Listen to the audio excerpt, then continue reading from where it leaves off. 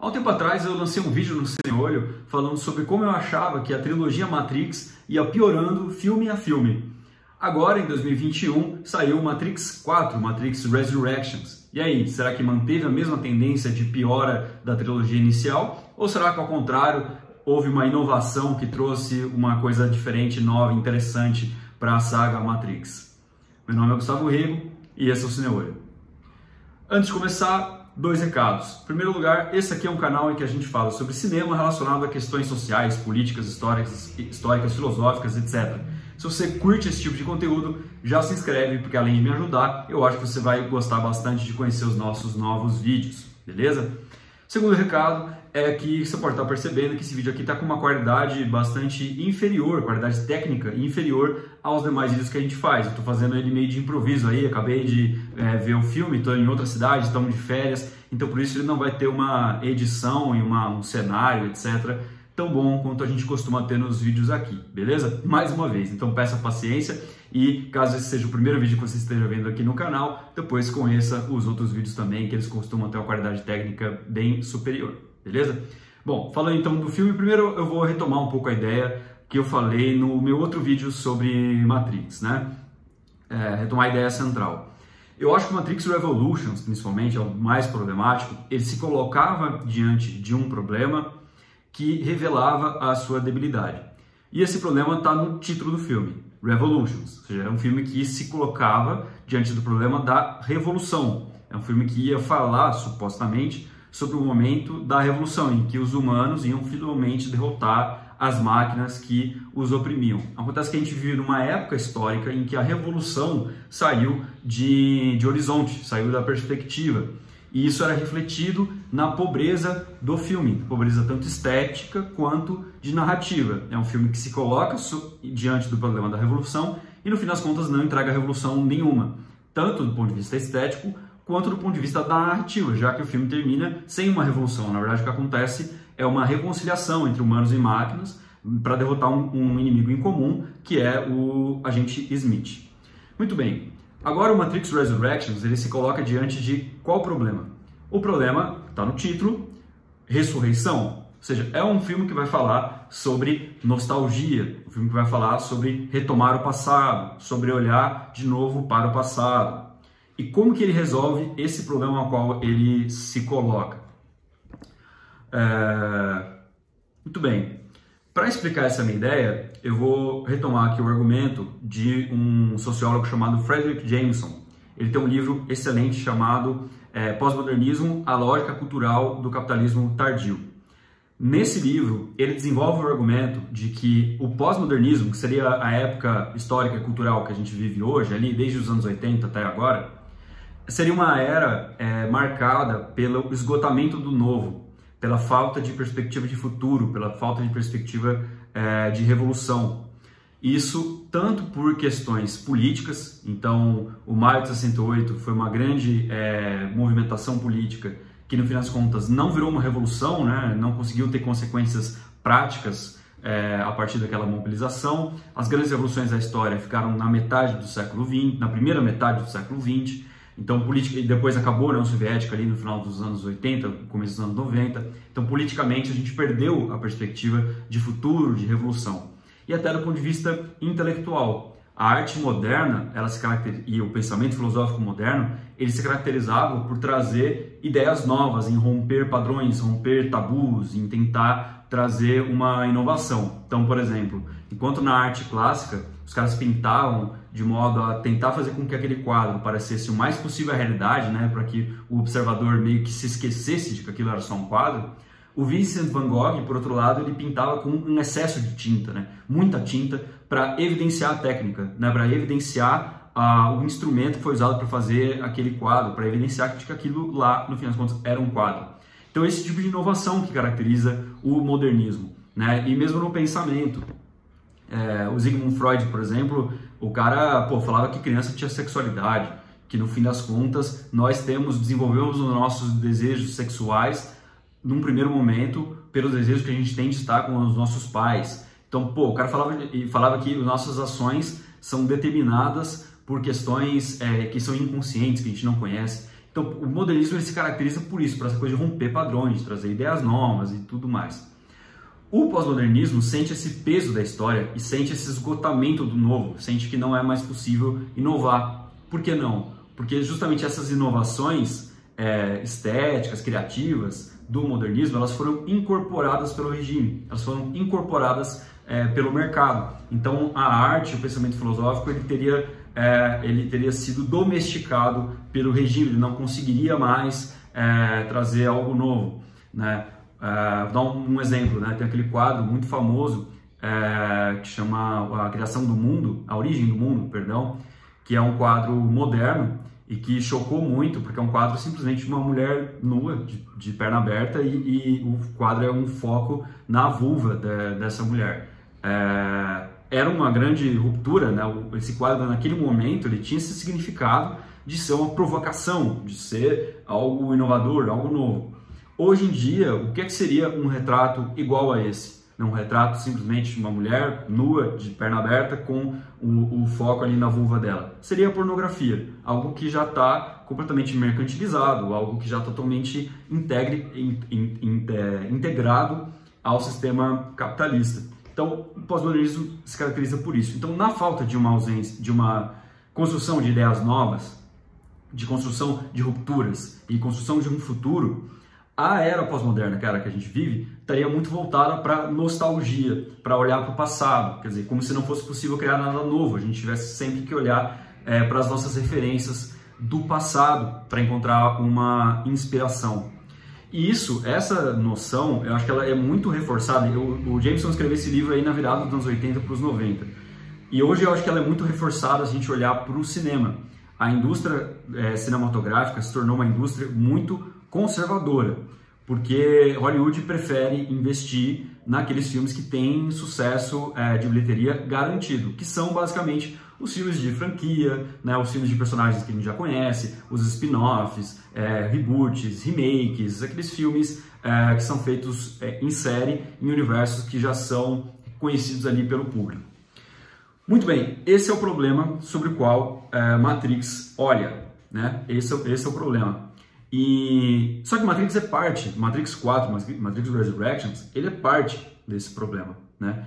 Porque ele justamente é uma continuação de uma franquia, de uma trilogia que já tinha sido encerrada muitos anos depois. E qual que é a solução que eles... ou melhor, voltando um pouco, e eu sinto que as irmãs Wachowski sentiram esse peso, né? Esse peso de uma indústria cinematográfica que é muito voltada para a repetição de fórmulas antigas, né? Que é muito voltada para simplesmente resgatar ideias que já são conhecidas. Elas sofreram uma pressão muito forte da Warner para fazer o Matrix 4. Em algumas entrevistas elas colocam isso até num tom meio de reclamação. Tanto que quem faz esse filme agora, o Matrix 4, é a Lana Wachowski, e a Lily Wachowski não participou da criação.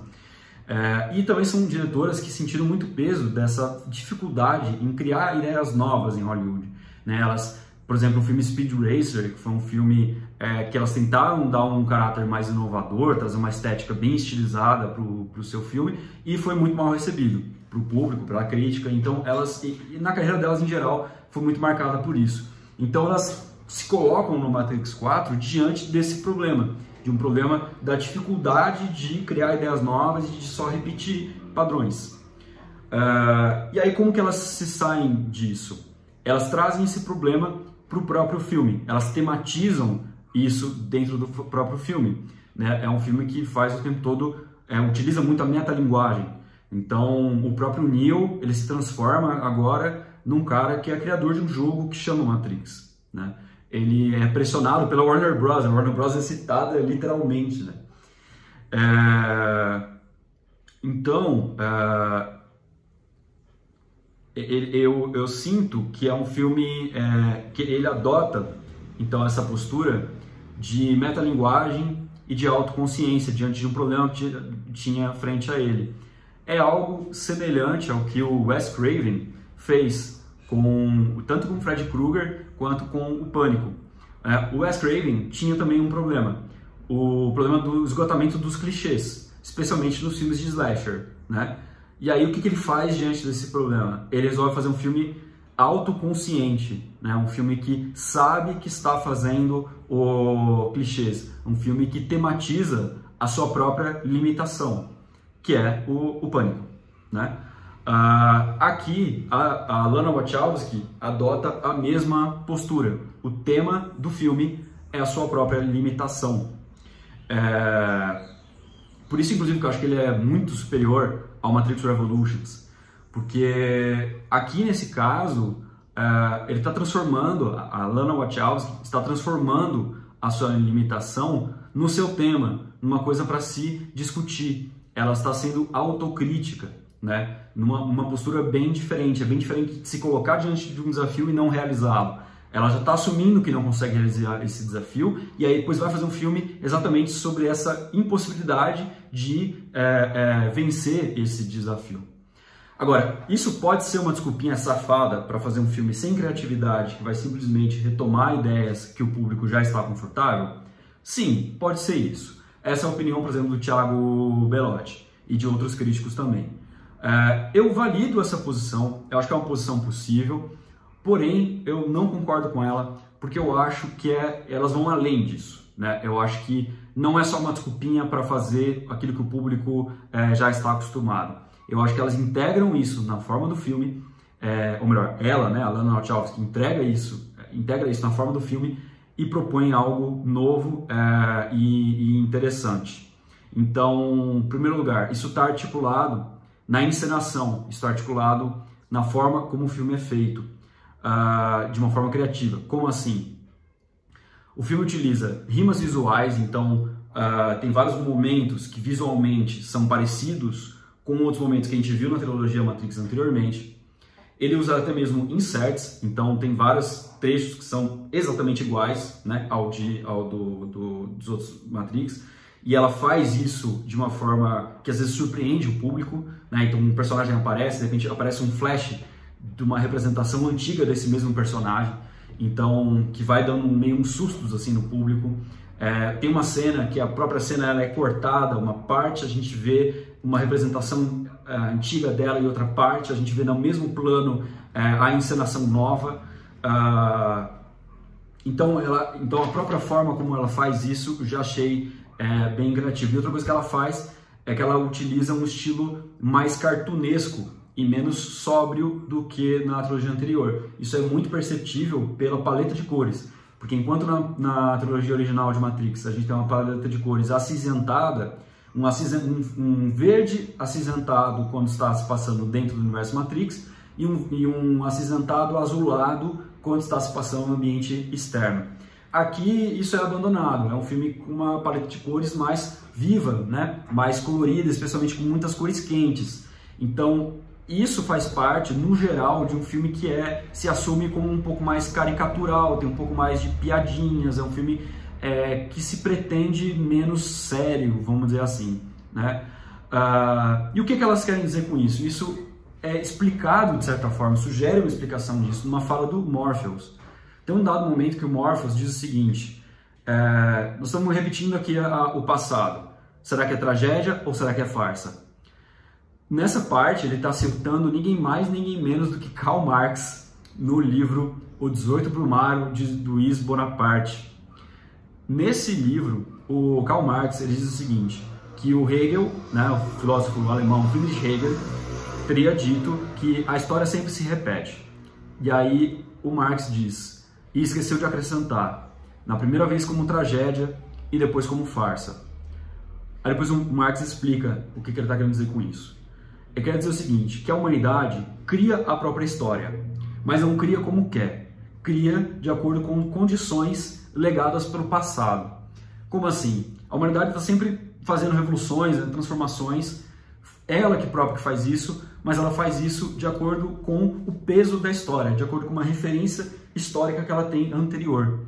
Então, em todo processo revolucionário, geralmente os revolucionários, geralmente não, sempre, né, porque é uma lei, os revolucionários eles vestem a roupa do passado, ou seja, eles utilizam como referência algum fenômeno histórico anterior a eles. Então, por exemplo, na Revolução Francesa, os caras tinham como referência a democracia antiga, né, da Idade Clássica.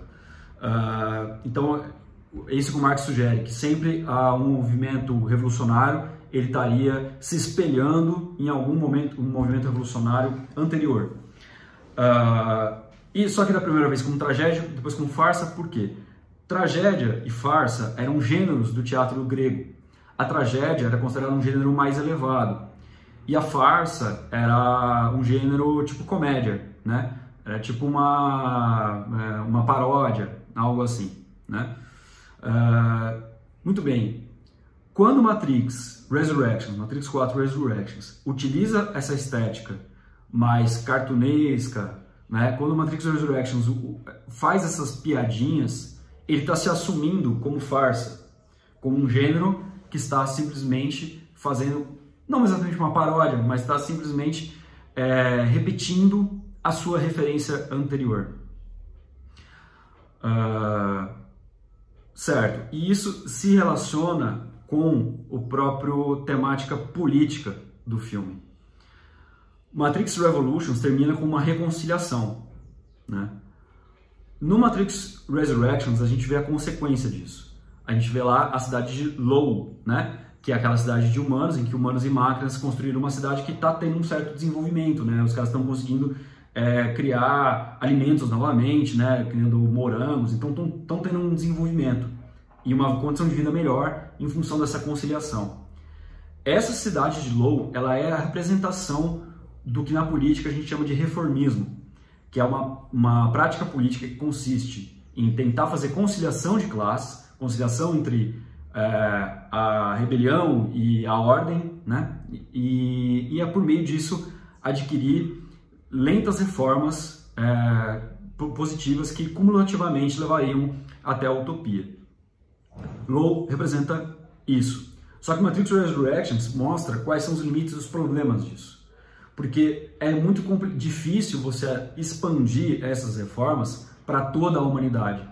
Então, assim como os países que tiveram um estado de bem-estar social são restritos, né? São poucos países muito desenvolvidos ali da Europa, enquanto todo o resto do mundo, os países periféricos, vivem na miséria, da mesma forma, em Matrix Resurrections, Lowell é uma pequena parte da população da humanidade que está vivendo essa vida um pouco melhor, enquanto a esmagadora maioria da humanidade ainda vive escravizada.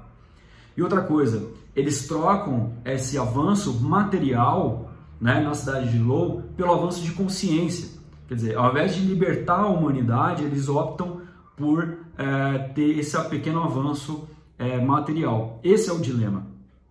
E aí, no Matrix Resurrections, os revolucionários, que no caso são o Neo e a Trinity, eles olham para o passado deles, que no caso são eles mesmos, então eles olham para o passado, e a partir disso eles tentam romper com o reformismo, romper com esse lugar seguro do reformismo, se arriscar para tentar construir uma verdadeira revolução no universo Matrix. Uma revolução que a gente não vê acontecer, mas a gente vê eles saindo para essa aventura. O filme termina assim, né? Com o Neo e a Trinity se reconciliando para tentar agora expandir a revolução para o universo Matrix, né? Eles terminam com essa provocação. Então é como se eles olhassem para o passado, não só para buscar uma inspiração, mas para vingar as lutas que foram perdidas, né? É o que o Walter Benjamin chamava de escovar a história a contrapelo, né? Então você vai olhar para o passado não só para tomar como inspiração, mas como para vingar aquelas batalhas que foram perdidas. E esse é um processo muito interessante, porque, quer dizer, nessa repetição, você não está só repetindo, você está criando coisas novas. Por exemplo, agora no Matrix Resurrections, o papel das mulheres é outro, totalmente outro. Quem comanda a nave ali, de fato, não é o Morpheus, né? É a Bugs, que é uma mulher. E a gente descobre que, na verdade, a Trinity é tão poderosa quanto o Neo. E o Neo só é poderoso porque tem a Trinity, e vice-versa. Então, os personagens femininos, ele tem outra dimensão agora. E é muito interessante como isso reflete não só um outro tempo histórico, em que o feminismo avançou muito aí nos últimos anos, mas também a própria transição de gênero das Wachowski. Porque quando elas criaram o Matrix, a trilogia original, Na verdade, elas eram eles, né? Eles ainda não tinham, os irmãos Wachowski não tinham feito a transição de gênero ainda. E então reflete essa tomada de poder das mulheres, né? Ela reflete a própria transição de gênero vivida pelos criadores e depois criadoras do universo Matrix. Então, por tudo isso, assim, eu gostei muito do filme, acho que já está evidente. Ainda que ele tenha um problema sério, na minha opinião, de que as cenas de ação são péssimas, assim, acho que uma grande qualidade de Matrix era justamente as cenas de ação coreografadas, em que você entendia o que estava acontecendo na cena, e aquilo era super interessante, era super bonito, né? Era legal, né? Os tiroteios, a gente via direitinho, né? De onde está vindo o tiro, quem está atirando em quem. Aquela primeira cena no saguão lá de Matrix, do Matrix de 1999, é uma cena memorável, e por causa disso, cara, você tem muita coisa acontecendo e você não fica perdido em nenhum momento. Agora, a Lana Wachowski, ela entrou nessa pira aí do cinema contemporâneo de fazer uma cena de ação com vários cortes, planos muito fechados e a câmera se movimentando o tempo todo, que provoca uma desorientação que acaba perdendo um pouco o público, assim, me perdeu um pouco, eu me interessei menos pelas cenas de ação e acabaram virando essas cenas de ação genéricas que tem vários filmes aí de ação contemporâneos. Eu tentei pensar de que forma que isso poderia se relacionar com a ideia central do filme e não consigo entender, assim, pra mim simplesmente é uma coisa que tá errada, assim, tipo, não consigo entender a relação disso com a ideia central do filme, acho simplesmente um erro mesmo, uma coisa ruim, e isso é um erro grave, assim, na minha opinião, porque essa era uma das principais coisas legais de Matrix. Então, isso não dá pra passar pano, realmente é muito problemático, mas apesar disso, eu acho que o filme traz uma temática interessante e trabalha de uma forma interessante, né? Que é essa aí da nostalgia, da autorreferência, e ela faz isso se assumindo como farsa. E isso que eu acho que foi bem executado, me pegou, gostei bastante. Então é isso, pessoal, espero que vocês tenham gostado. Mais uma vez, desculpa aí pelo mau jeito. E é isso, assistam depois o outro vídeo que eu fiz também sobre a trilogia Matrix e se inscrevam no canal, porque eu vou fazer ainda mais vídeos sobre Matrix Resurrections, tá? Não vou parar por aqui, tem mais ideias interessantes a falar sobre esse filme, não vou ficar por aqui, então se inscrevam para ver os próximos vídeos. Se gostou do filme, o que achou dessas ideias, continua aqui o debate aqui nos comentários, que eu adoro continuar conversando com vocês. E se gostou do vídeo, não esquece de apertar o joinha e compartilhar, beleza? Muito obrigado, esse foi mais o Cineolho, analisando filmes, interpretando o mundo.